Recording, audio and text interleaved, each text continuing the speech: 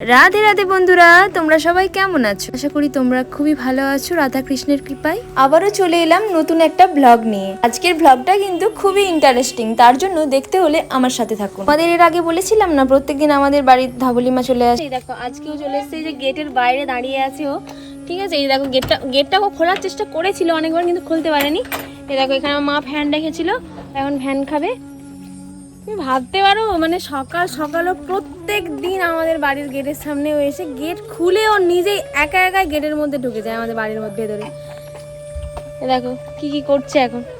প্রত্যেক দিনই মা ধবলি মায়ের জন্য অনেক আনাজ চোপা রেখে দেয় এই সাইডটাতে। তো আগেও আনাজ চোপা খেয়ে তারপর ফ্যান খায়। ধবলি মা প্রত্যেক দিন আমাদের বাড়ির গেটের সামনে দাঁড়িয়ে থাকে, আর এক এক সময় গেট খুলে ভেতরে ঢুকে। পরে এই যে মন্দিরে মা পুজো দিয়েছে, তারপরে এবারও শুরু হবে মানে বাতাসা খাওয়া। এই এখন অলরেডি ও বাতাসা খেয়ে নিয়েছে। দেখো দেখো কত কিউটি।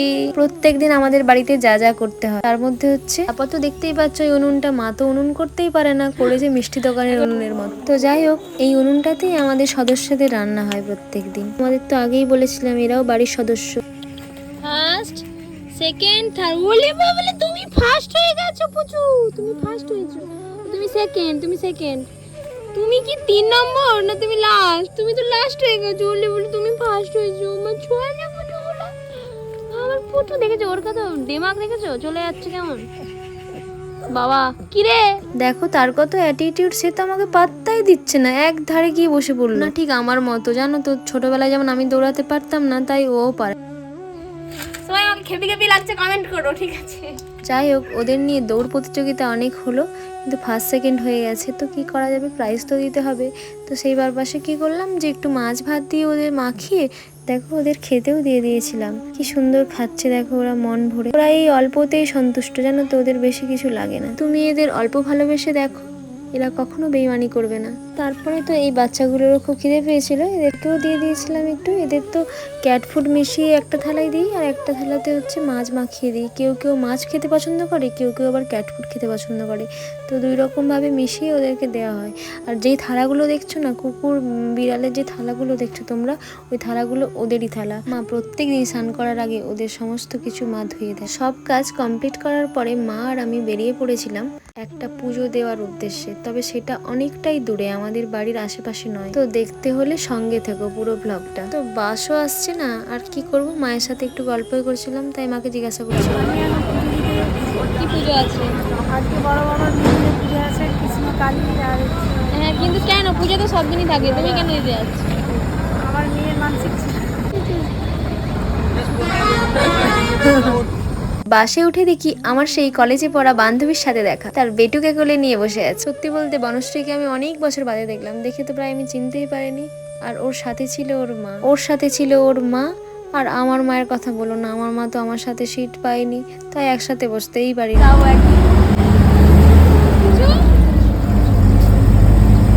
পুচু পুচু বাবুটা।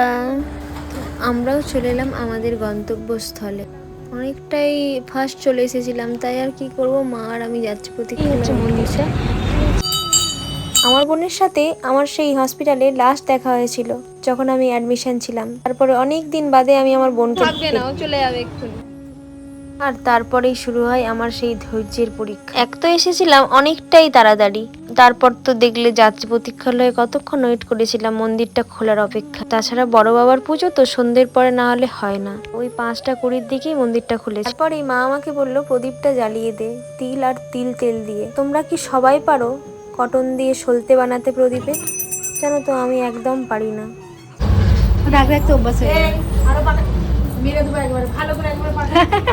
একদম আমি পারি না চলতে পাকাতে, সিরিয়াসলি। আমি তো অনেক ট্রাই করেছি, কিছুতেই করতে পারছি না। আর মা তো কি বকা বকছে আমাকে, আর সেই থেকে বোন হেসেই যাচ্ছে। মা তো ভীষণ বিরক্ত হয়ে বলছে তোকে আর করতে হবে না। যাই হোক, বোন অনেকটাই পেরেছে। আমরা মন্দিরে এসেছিলাম, আমরা 3 জন ছাড়া আর কেউই ছিল না, তাই মা এসে সঙ্গে সঙ্গে ফল কাটতে শুরু করে দিয়েছিল। জানো তো বড় বাবার পুজোর একটাই নিয়ম, কি বলতো, সব ফলের কিন্তু খোসা ছাড়াতে হবে। তো বোন একবার ট্রাই করছিল, করতে পারেনি। আর আমি তো ছাড়ো, আমি তো পারিই না। যেগুলো পারি না সেগুলো আর আমি ট্রাই করিনি। তার মধ্যে যেটা পারি হচ্ছে এখানে মোমবাতি ধরাচ্ছিলাম, দেখো মোমবাতি আর ধূপ জ্বালাচ্ছিলাম। জানো তো, এই ঠাকুরের মানসিকটা আমার অনেক বছর আগেই মা করেছিল। সেই 2019-এ যখন আমার ডেঙ্গু হয়েছিল, মা তখন এই রাস্তা দিয়ে যাচ্ছিল, পাগলের মতো হয়ে গিয়েছিল। মন্দিরটা দেখে না মা মানত করে দিয়েছিল যে আমার মেয়ে সুস্থ হয়ে বেঁচে ফিরলে আমি পুজো দিতে আসবো মেয়েকে নিয়ে। তারপর থেকে তো অনেক বাধা বিপত্তি এসেছে, আর পুজো দিতে আর আসা হয় না। আজ যে আমি আর মা মানসিকটা শোধ করতে এসেছি, এটা ভেবেই অনেক ধন্য মনে হচ্ছে নিজেকে। কারণ যখনই যেন তুই আসার চেষ্টা করেছি, কোনো না কোনো কিছু বাধা দিয়েছে, আর একের পর এক শরীর খারাপ আমার পিছু ছাড়ছে না।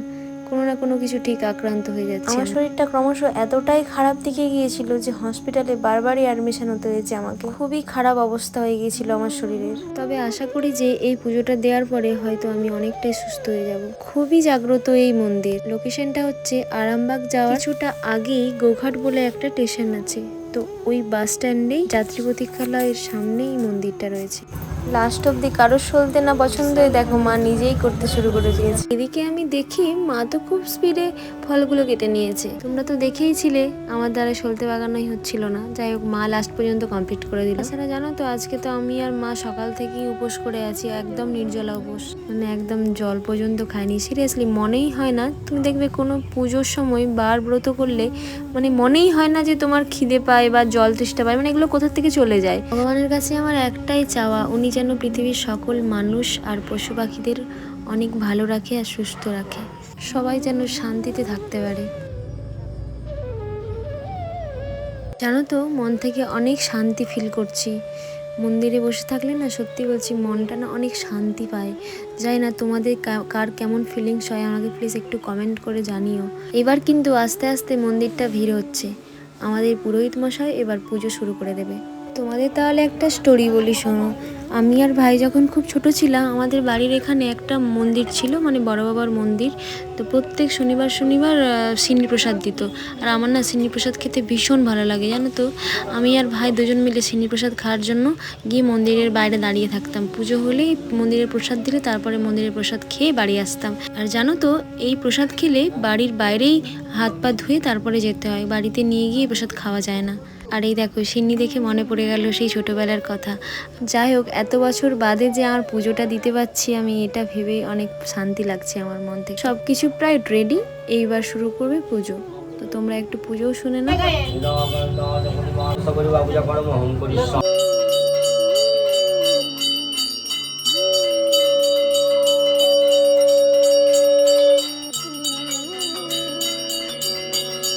যাই হোক, পুজো শেষ করার পরে চরণামৃত হাতে পেলাম, মানে কি শান্তি যে মনে হচ্ছে না। কি ভিডিওটা ভালো লাগলে ছোট্ট একটা শেয়ার করে দিও।